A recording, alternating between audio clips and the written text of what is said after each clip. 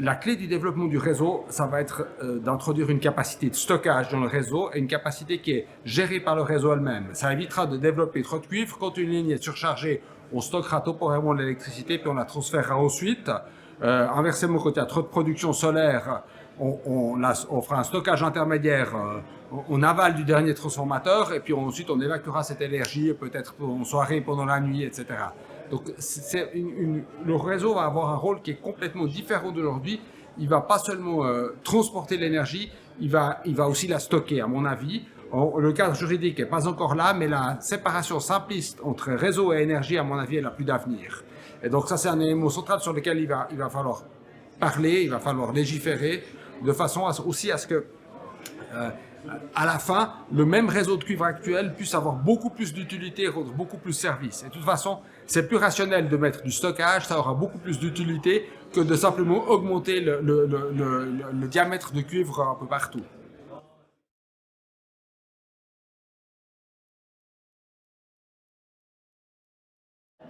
Un sondage au mois d'avril 2022 a montré que la population, elle met le doigt sur la sécurité d'approvisionnement premièrement. Après, il y a cet aspect climatique de la production énergétique et seulement à la fin, le prix. Les deux éléments prix et environ, ils se tiennent un peu la balance ensemble avec l'aspect de la sécurité d'approvisionnement. Alors c'est le thème clé. D'autant plus que maintenant, il y a la crise énergétique. Le débat, il a pris une autre ampleur qu'il avait en printemps encore de cette année. Et je pense que ça s'est accentué encore.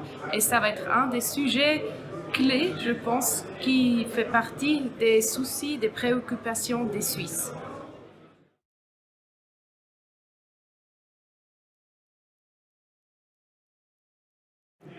Alors, la situation d'approvisionnement demeure tendue en raison de la situation en Europe. Différentes mesures ont été prises en vue de la préparation à l'hiver à venir. Elles doivent être mises en œuvre maintenant. Mais on ne peut pas dire que la situation est détendue.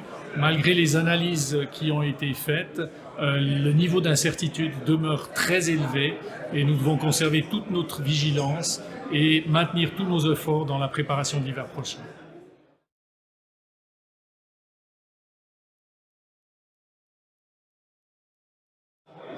Alors les relations avec nos voisins demeurent indispensables dans le domaine des échanges électriques. Nous le voyons dans la situation tendue que nous vivons actuellement. La Suisse n'est pas une île. Dès lors, il y a des mesures en cours de telle manière à régler sur le plan technique les relations entre les transporteurs d'électricité européens et les travaux qui devront reprendre sur la stabilisation de nos relations et l'institutionnalisation de nos relations avec l'Union européenne.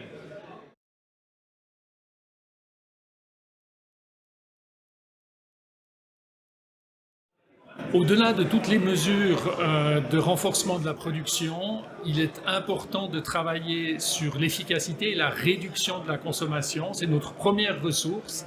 Et là, nous saluons la participation de l'AES et de ses membres à l'initiative en faveur de l'efficacité et de la réduction de la consommation. Les membres de l'AES ont une connaissance approfondie des profils de consommation de leurs clients et peuvent jouer un rôle déterminant pour améliorer cette situation dans la perspective de l'hiver prochain et consolider ensuite les résultats qui seront atteints à court terme.